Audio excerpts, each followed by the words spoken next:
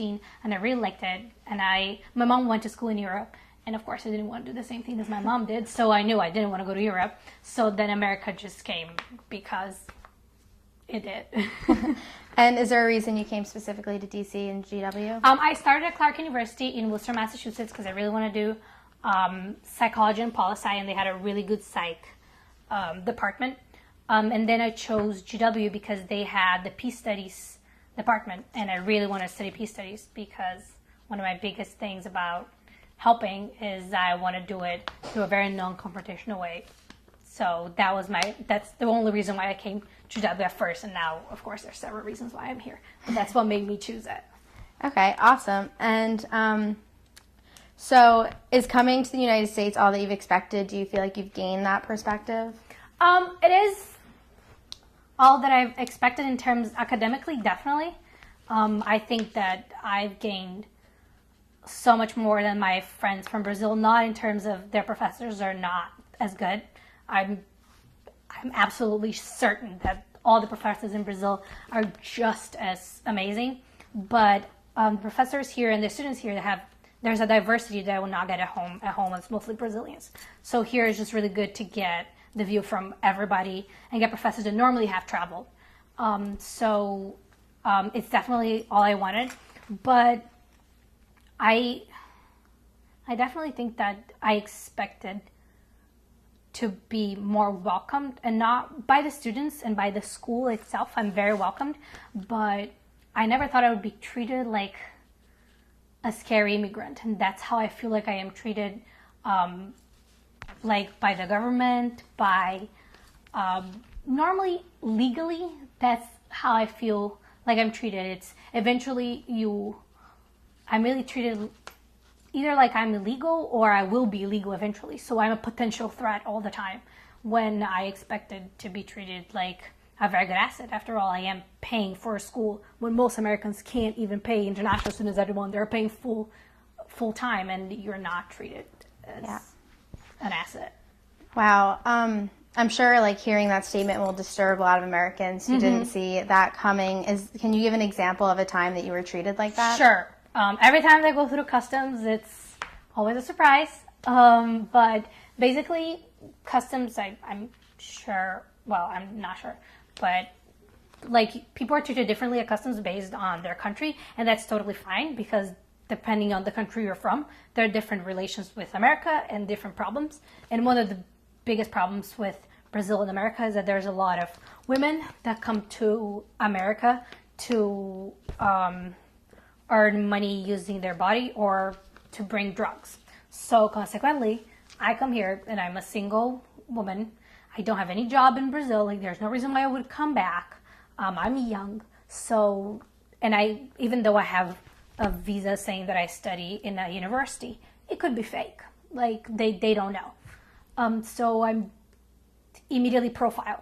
And even though technically, logically, I understand why I would be immediately profiled, the way that I'm treated when I'm profiled, is not the way that I think a person should be treated, because I believe that you should be considered innocent until proven guilty when you're treated as guilty until proven innocent. So can you explain that in a little more detail? Yeah. For example, once I was coming back from London and I was stopping in Washington, D.C. I was stopping here and then going back home for Christmas. And I went through customs and they pulled me aside, and they don't tell you why they're pulling you aside. They simply say, can you please go to that room? And I go to this particular room, and then the man just looks straight at me, and he's not sympathizing, he's not anything. He just wants, give me your passport. And I gave him my passport, and he said, why are you here? I said, I actually go to school here, but I'm coming from London and I'm just going home. And then he said, well, you don't have a visa. And I said, yes, I do. I've been studying here for 3 years. I can show you my visa right now. He said, no, you don't study there. And I said, well, if I don't study there, my mom's going to be really mad because we have been paying $50,000 a year. So you can call GW. I have no problem. And I'm being really calm, and I'm saying, you can call. Like, it's not an issue. I'm sure just call the International Students Office. They have all my paperwork. And he's like, just stay here. And then he leaves. He spends like 10. Meanwhile, I do have a connection. So I did ask him in the beginning. I said, could you just tell me how long this is going to take? Because I'm really worried about my connection flight. And he said, no, don't worry about that. And I'm freaking out because I have a connection and he's making me wait. And then he comes back. And then he says, well, you didn't tell me that today at 7 a.m. you told someone that you don't go to school. And I look at him and I'm like, today at 7 a.m. I was in London sleeping in my apartment. And he said, no, an officer heard you saying that you don't go to school in America. And I'm like, and that's when I was like, hold up. I never said that. I wasn't even in this country at 7 a.m. this morning because I'm just arriving, just in case you haven't noticed. And I was in London. Doesn't make any sense. And then he's looking at me, literally, he's looking at me for like 5 seconds to, I guess, to decide whether I'm telling the truth or not. And then he leaves again, spends 15 minutes out. And then he comes back, kind of tosses my passport at me. He's like, goodbye. And that was the end of it. So, and I'm like, I understand that you can profile me. I understand that maybe you put me in the back room because you don't know. I understand all of that. But I don't think the way I was treated was nearly the way anyone should be treated, even if I was guilty. It was never, I never gave you any indication that I was. And it was just very not professional. And this is not the first time that it happens to me. I'm not the only person. I've heard a lot of my friends who've had the same experience. So it's just really frustrating to live in a country and consider it home. Because I do. I consider America my home. But every time that I go through customs, it makes me question whether this is really home. Because I'm clearly not treated as a citizen. I'm not even treated as someone who's studying here. I'm treated as someone who's illegal. Wow. And you say that the TSA agent made up facts about where you're studying. Has this happened to your friends as well? Because that's crazy. This particular incident hasn't, I've never heard from friends, but I have heard things like one of my friends last week was driving a car in LA and he had international driver's license, which, by the way, you can use for 3 months when you're in the country. And he had his, I think he had a type of document with him, and then the officer stopped him, and he was with another friend who was from Europe, and the friend who was from Europe had no I think he had his passport. The moment the guy said he was from Europe, he was fine. My friend who was from Brazil, the guy said that his international license was fake. They called the cops on him, like a bunch of cops came, took him to like a detention center, and then that took like hours until he explained that it was real, and they could not believe. And the guy was literally saying, you're fooling me. I know this is not real. I know your document's not real. And you're like, why? Like, there was a friend right next to him who was European, and nothing happened to him. And my friend is Brazilian, and he went and had this whole thing going on. Now, I'm not trying to say that it only happens to Brazilians. Oh my God, like, this is awful.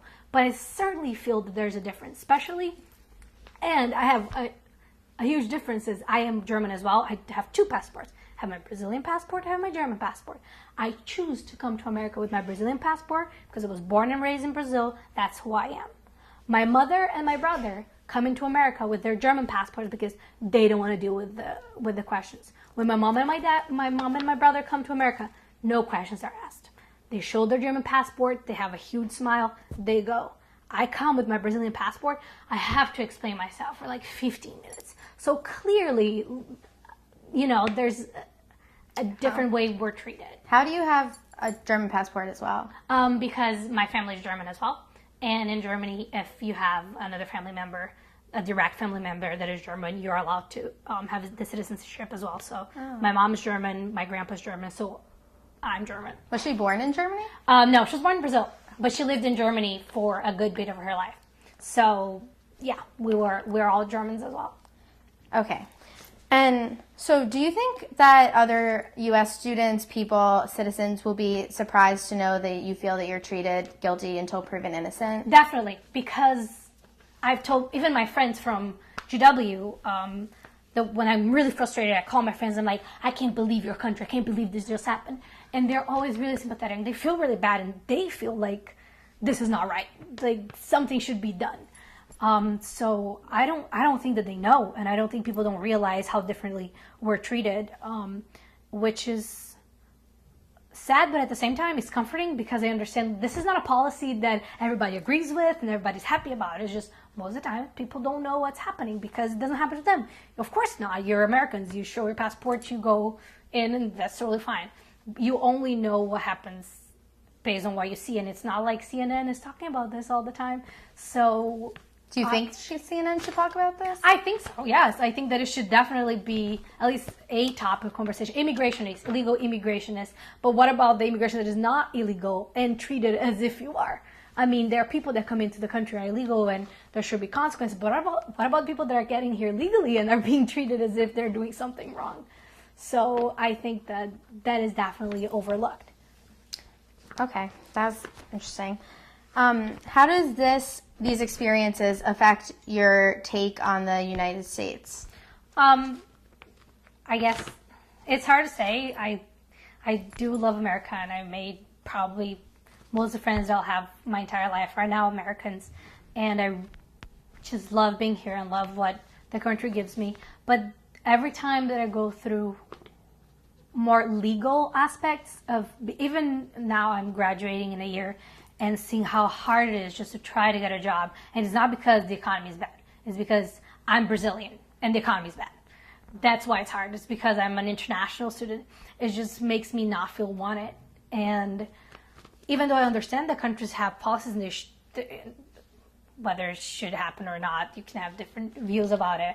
But I've been living here for 3 years now, and I feel like it's my home, and I completely understand if I don't find a job, I have to go back. But the time frame that I'm here, I want to be treated like a resident because I am one, and I'm not treated like one. So I have a love and hate relationship with America because I love it. I love the people that I know, and I love being here, but I don't feel wanted.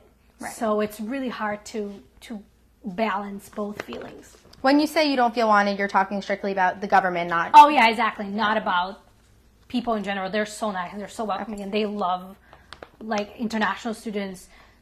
People are just amazing. I have no problems. Yeah.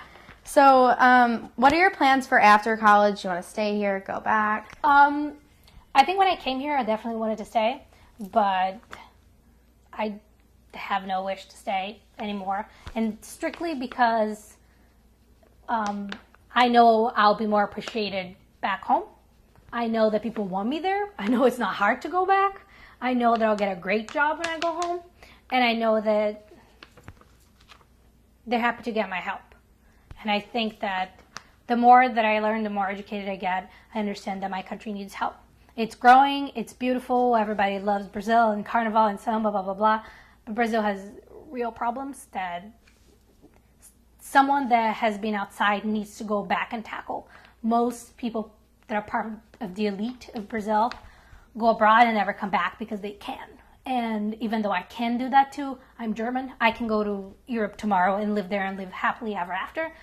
My country needs someone that will go back and will do something for them because we need people. We need brain power. That's what we need. So I definitely will go back home, at least for 10 years. I'll be there. Is the reason you want to go back more so to help your people, or because you feel that you were unwanted and pushed out by the American government? I think it's both. I think that I can't say which one has more influence on me. I think I'll definitely go back home regardless, but I know that 5 or 10 years down the road, if I choose not to live in Brazil, I'll probably not come back to America. It will be Europe because I don't feel wanted and I don't want to deal with this when I'm 40 years old and I have so much to offer. Why would I want to go through all the struggle of America if I can go anywhere in Europe? Wow, okay. And you were great. Is there anything else you want to add or cover? No. Thank you so much. Okay. Thank you so much for doing the interview. You're welcome.